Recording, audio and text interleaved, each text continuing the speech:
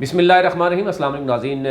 कल आपको एक हमने ख़बर दी थी कि मलेशिया में पाकिस्तान का जो स्पेशली PIA का त्यारा है उसको मुसाफिरों समेत जो है वहाँ पर वो रोक दिया गया था और मुसाफिरों के साथ जो कुछ सलूक हुआ, यानी इसको आप किस तनाज़र में देखते हैं? इस इंटरनेशनल कवानीन के मुताबिक जब हमने जो लीगल एक्सपर्ट्स थे उनसे हमने बात की तो उन्होंने कहा कि ये बहुत ही गंभीर मामला बना है, इंटरनेशनल लेवल पर इस तरीके से नहीं होता। ऑल्दो मैं आपको डिटेल बताता हूँ, लेकिन मैं सिर्फ एक एग्जांपल आपके सामने रखता हूँ कि अगर ये फ़ैसला जो है वो लंदन की कोर्ट में मौजूद था, इवन उसमें अभी तक फ़ैसला शायद उस तरह आया भी नहीं था, और मलेशिया की अदालत में ये दिखाया गया है कि जनाब हमारा ये फ़ैसला है, और इसको फ़ौरन ट्रैक किया गया जब सिस्टम को, उस प्लान को, और उसके बाद मलेशियन जो अदालत है वहाँ से फ़ौरन जो है वो आर्डर लिए गए और फिर त्यारे को मुसाफिरों समेत वहाँ पे रोक लिया गया। और फिर उसके बाद मुसाफिरों के साथ क्या हुआ, कतर एयरलाइन उसके बाद और बाकी जो दीगर एयरलाइंस के साथ गल्फ़ एयरलाइंस से रब्ता किया गया पाकिस्तानी हुकाम की तरफ से। PIA का मौक़िफ़ उस वक्त जब हम इस पर बात कर रहे थे तो उस वक्त कुछ और था, उसके बाद आहिस्ता आहिस्ता खुलते खुलते कुछ और आ गया। अब तो मामलात कहीं और पहुँच चुके हैं। अब तो जो एयर स्पेस जो इस्तेमाल हो रही है उस हवाले से बड़ी अहम मीटिंग भी होने जा रही है 20 जनवरी को। उसमें क्या होगा वो भी आपके सामने रखेंगे। लेकिन अब इसमें एक और सूरत सामने आ रही है। कहा यह जा रहा है कि जनाब ये कैसे हो गया है कि अदालत है UK की, लंदन की अदालत है, अगर उसने आर्डर कर भी दिए हैं और त्यारा जाता है मलेशिया में, और मलेशियन गवर्नमेंट जो है, मलेशियन जो अदालत है वो इसके जो है वो आर्डर देती है। एक एग्जांपल ये रखी गई है कि जैसे कि अभी आपने देखा होगा कि इराक में एक जो है वो अदालत ने सदर ट्रंप को फांसी की सज़ा दी गई है। आपने देखा होगा कि उसमें सज़ा क्यों दी गई है कि उनके जो बहुत ही अहम और बड़े जो है वो अहम लोगों को जिस तरीके से वहाँ पर मारा गया, वो कहा गया कि वो सदर ट्रंप मुबैन तौर पर उन पर इल्ज़ाम है कि अमेरिका ने मारा है और उनको सज़ाए मौत की सज़ा दी। क्या अब सदर ट्रंप मलेशिया में जाते हैं या किसी और जगह पे जाते हैं तो क्या वो अदालत को आर्डर दिखाकर उनको वहाँ गिरफ़्तार किया जा सकता है? इसी तरीके से सिमिलर अगर आप किसी और मुल्क की बात करें कि अगर पाकिस्तान का किसी मुल्क मलेशिया का किसी और मुल्क के साथ मामला है, और क्या वही आर्डर पाकिस्तान में, पाकिस्तान की कोर्ट्स में, सुप्रीम कोर्ट है या हाई कोर्ट है, डायरेक्टली सुप्रीम कोर्ट में जाया नहीं जा सकता, तो क्या उस पर फ़ौरन इस पर अमल दरामद होगा? ये एक सवाल उठ खड़ा हुआ है और उसमें जो लीगल इस वक्त टीम है वो बड़ी परेशान नज़र आती है। कल से जो है वो मलेशिया के साथ जो मामलात हुए, अब ज़ाहिर है इसमें 2-3 तरह की ट्विस्ट आती है, स्टोरी में आता है। एक तबका कुछ और कह रहा है, दूसरा तबका कुछ और कह रहा है, अपोजिशन कुछ और कह रही है, हुकूमत कुछ और कह रही है, और वो ये कहा जा रहा है कि मायदे पुराने थे और पुराने मायदे बड़े महंगे हुए थे, तो हम इसलिए जो है पैसा बचाने के लिए सारा कुछ कर रहे थे, और पैसा बचाते बचाते जो है पूरी दुनिया के सामने जो कुछ किया। और इससे पहले जो हमारे वफाकी वज़ीर थे जिन्होंने PIA में और बाकी जो दीगर हमारी एयरलाइंस हैं उस हवाले से जो उसके हवाले से बात की थी कि हमारे जितने भी जनाब पायलट्स हैं उनके पास डिग्रीज़ ठीक नहीं है, उस पर भी पूरी दुनिया में जग हंसाई हुई। और वहाँ इवन वहाँ भी हमारे जो पायलट्स हैं पाकिस्तानी जो दुनिया के बाकी एयरलाइंस में काम कर रहे थे उनको भी वहाँ पे मशकूक निगाहों से देखा गया और उनको दोबारा कहा गया कि जनाब आप अपनी जो है वो डिग्रीज़ टेस्ट करवाएं। एक तो ये सूरत हाल है। कल हमें नज़र आया कि एक तो ये नज़र आता है इसमें, इस पूरी ओवरऑल देखने में, कि पाकिस्तान जो 2017-18 के बाद नई आने वाली हुकूमत जो है, PIA के जो जितने भी उसके बाद करते धरते आए हैं वो उन्होंने आके इसको बड़ा लाइट लिया और इन्होंने दूसरी इससे पहले गवर्नमेंट पे डालने की बड़ी कोशिश भी की, अभी भी कोशिश की जा रही है कि जनाब हम तो बचाते बचाते जो है वो ये हमारी किश्ती जो है वो डूब गई है, लेकिन हम सेफ क्यों नहीं खेल सके। ये एक अजीब तरह की बात है। और फिर ये भी एक इल्ज़ाम लगाया जा रहा है कि आप उस त्यारे को पहले कहते हैं हमने ग्राउंड कर दिया, वो ठीक नहीं है, कोविड के बाद जनाब सब कुछ हो गया है, उसके बाद आप उसको लेकर मलेशिया जाते हैं तो आप उनसे आप बात तो करें। आप ये कह देते हैं कि त्यारा ग्राउंड किया हुआ है और इंटरनेशनल आप लेके नहीं जा रहे, और फिर आप जो लोकल चला रहे हैं, तो एक तो मैसेज ये जा रहा है कि जनाब हो सकता है कि आप उनके साथ बात नहीं करना चाह रहे, आप त्यारे को ग्राउंड करके आप लोकली त्यारे को चलाना चाह रहे हैं, आप बाहर इंटरनेशनल उसको लेके नहीं जाना चाह रहे, और आप ये मैसेज देना चाह रहे हैं कि जनाब अब हम आराम से ही देखेंगे, जिसकी वजह से ये जो ही त्यारा कहा जा रहा है कि फ़िज़ा में गया, ट्रैकिंग सिस्टम के थ्रू उसको ट्रैक किया गया और फ़ौरन जो है वो जो कंपनी थी वो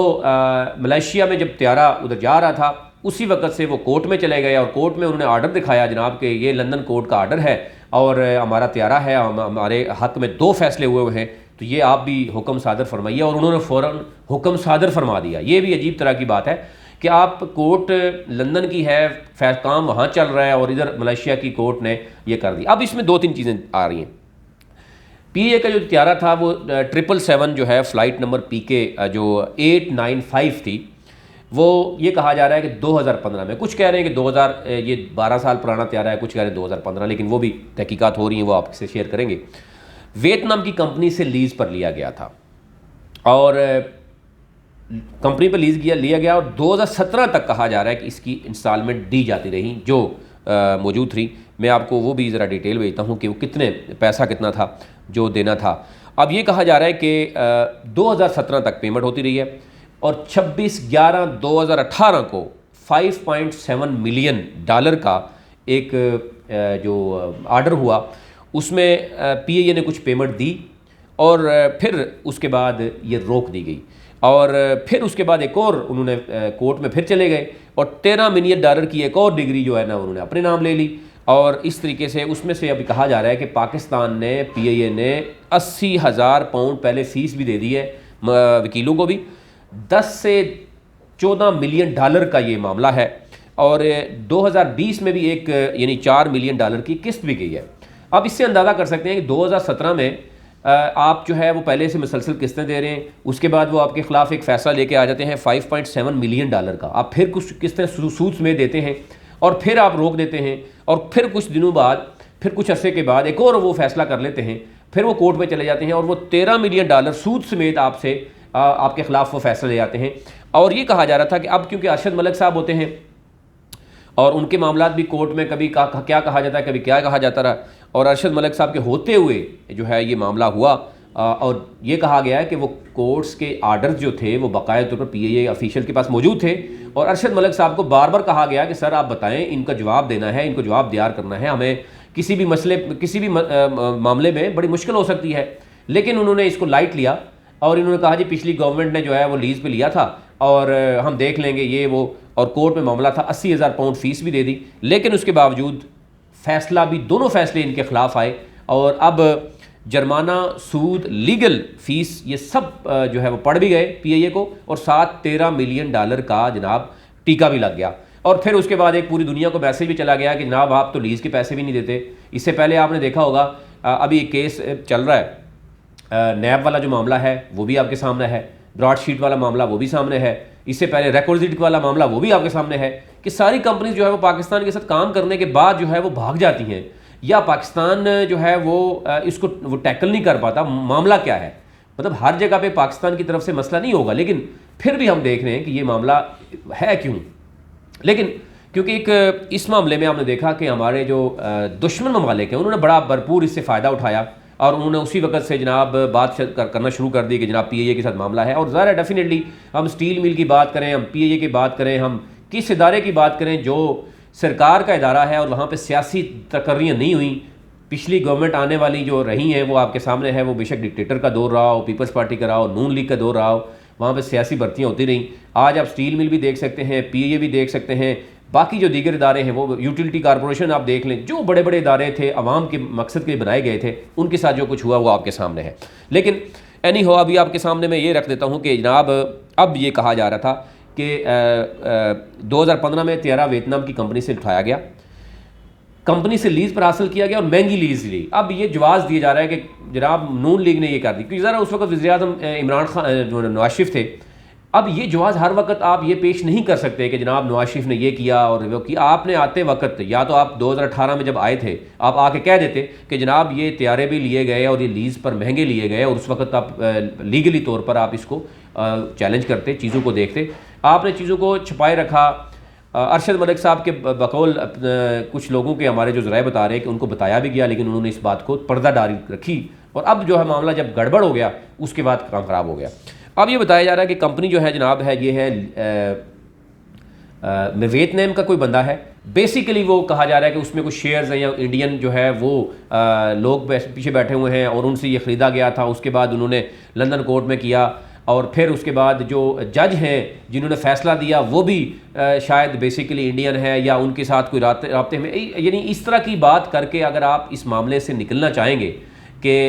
पाकिस्तानी जो 160 पाकिस्तानी है वो इस ज़ाहिर है ना तो सर ज़र मुबादला पाकिस्तान को भेजता है बल्कि वो एक रिस्पेक्टेबल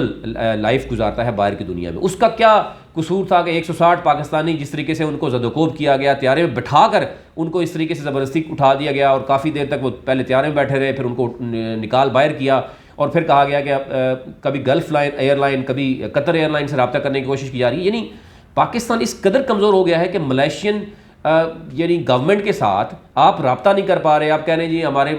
जो हम कोशिश कर रहे हैं हमारा रब्ता नहीं हो पा रहा। यानी अगर ये सूरत हाल ये भी होती कि ये पूरा का पूरा हाईजैक भी हो जाता तो आप इस मामले में क्या कर सकते थे। तो इंतहाई अफसोसनाक सूरत हाल अभी तक है कि बेशक वियतनाम की कंपनी है, क्यों ली गई है आपने इसे लीज़ पे क्यों लिया,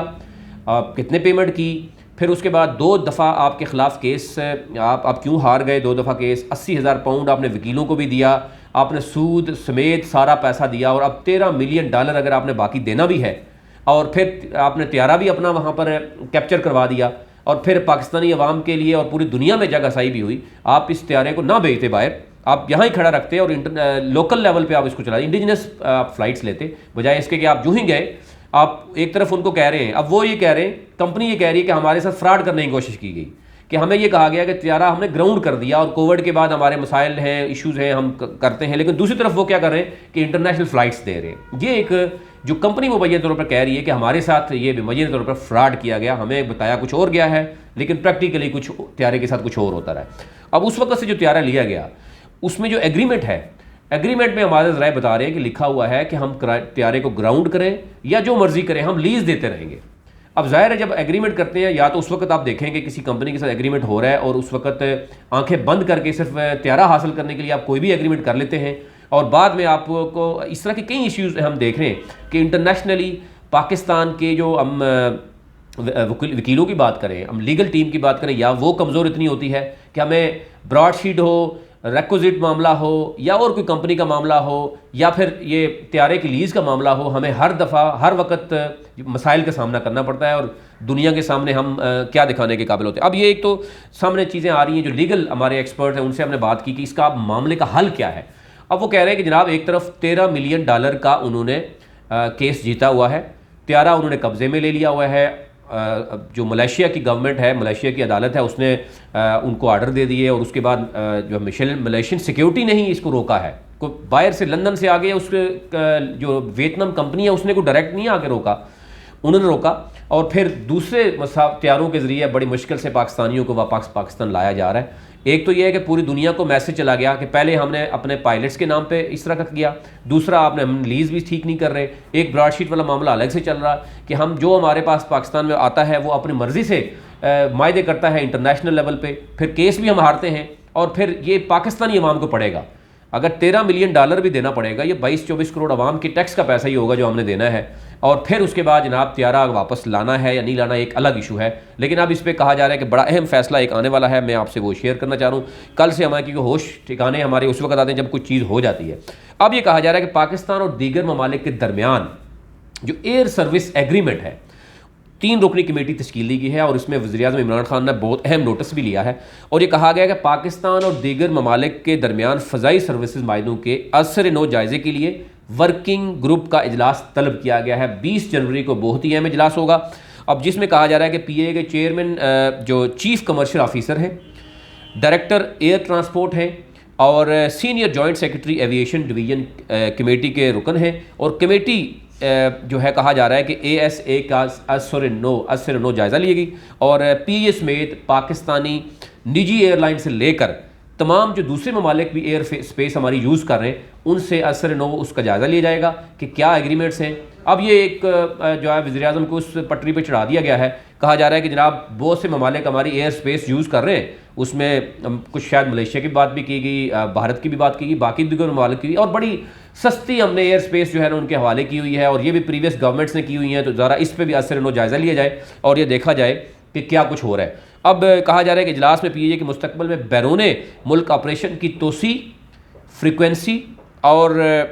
रूट्स का मामला भी ज़ेर गौर हुआ है आएगा, और दीगर ममालिक से किए गए माहदों का MOUs देखा जाएगा, उनसे असर नो जायज़ा लिया जाएगा कि भाई किस जो दूसरे ममालिक को जो मैंने एयर स्पेस दी हुई है वो किस बिना पर दी हुई है। अब ये इसमें एक इंकशाफ किया जा रहा है कि कुछ ममालिक से दोस्ती निभाने के लिए हमने पता नहीं क्या रेट रखे हुए हैं, ये चीज़ें सामने आएंगी। अब कहा जा रहा है कि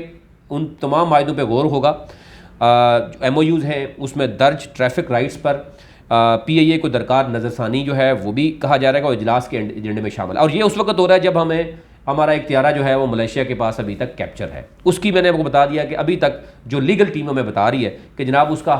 हल यही है, क्योंकि जो चीज़ें हैं वो अभी कोर्ट में है, एक तरफ लंदन कोर्ट में उनका फैसला उसके हक़ में, हम नेगोशिएशन के चक्कर में हैं, और तर्जमान जो हुकूमत के वो ये कह रहे हैं कि क्योंकि ये मायदा पहले हुआ था और बड़ा महंगा मायदा हुआ था और हम उनसे नेगोशिएशन कर रहे हैं और हम कोशिश करें पैसा बच जाए। और इसके साथ साथ मैंने आपको बताया कि 80,000 पाउंड हमने वकील को भी दिया, हमने सूद समेत कुछ किस्तें भी दी, और 2020 में भी एक केस दी, 2017 में दी, उसके बाद रोकी, फिर कोर्ट का फैसला आया वो भी हमने दिया, और फिर कोर्ट का फैसला आया उसको भी हम फेस कर रहे हैं। तो इसका मतलब है कि हम या तो लीगली इतना वीक हैं, या फिर हमारे पास पैसा इतना है, या हमारे एग्रीमेंट्स जितने भी होते हैं वो प्रीवियस गवर्नमेंट पे डाले जाएँ, या ये गवर्नमेंट आएगी, अगली गवर्नमेंट आएगी वो इस पर डाल देगी। तो ये मामला हैं, ये सारे के सारे मामला आने चाहिए थे। जितने इस तरह के इंटरनेशनल वायदे हुए थे वो कैबिनेट में आने चाहिए थे, उसमें देखा जाना था, नज़रसानी होनी चाहिए थी, कमेटियां बननी चाहिए थी। और अब इन मामलात को बार बार इस तरह के कई ऐसे वायदे होंगे जो आपको आने वाले दिनों में और मज़ीद मिलेंगे। तो हमारी यानी ख्वाहिश यही है कि वज़ीर-ए-आज़म साहब ज़रा इस तरह के जितने वायदे हैं, अब अगर इसकी एक प्लान आपका वहाँ पकड़ा जाता है, उसके बाद आप एयर स्पेस के मामले में जनाब कैबिनेट में बुला लेते हैं, इसी तरह कई कल कुछ और इशू आएगा सामने। माइनिंग के हवाले से कहा जा रहा है इंटरनेशनल मायदे हुए हैं, उस पर अमल दरामद नहीं हो रहा। तो इस तरह का जितने भी मामला इंटरनेशनल लेवल पर मौजूद हैं, आप गैस के मामला देख लें, कहा जा रहा है कि जनाब शाहिद हक्कान अब्बासी ने यह कर दिया। किसी भी मामले में आपने देखा होगा किसी जगह सेटिस्फेक्शन है तो बताएं। CPEC के मामले में भी हमें नज़र आ रहा है कि जनाब प्रीवियस गवर्नमेंट ने यह किया। अब वंस फॉर ऑल एक ही दफ़ा कमेटी बनाएं, बेशक GIT बनाएं, सारे मायदे उठाएं, उसके सामने ले आएँ, उसमें फ़ैसला करें और दुनिया को बताएं, उन ममालिक को बताएं कि जनाब ये इस तरह का हमारे साथ पहले गलत हुआ, अब हम इस तरह चल सकते हैं आपके साथ या नहीं चल सकते। उस मायदे को ख़त्म करें, लीगली अपनी टीम के सामने रखें चीज़ें और इसको ख़त्म करें, बजाय इसके कि आप आने वाले दिनों में मज़ीद जो है वो इस पर ख़राब होते रहें। अभी तक लिए इतना ही, मज़ीद आपको इस हवाले से जो है वो अपडेट करते रहेंगे। बहुत शुक्रिया।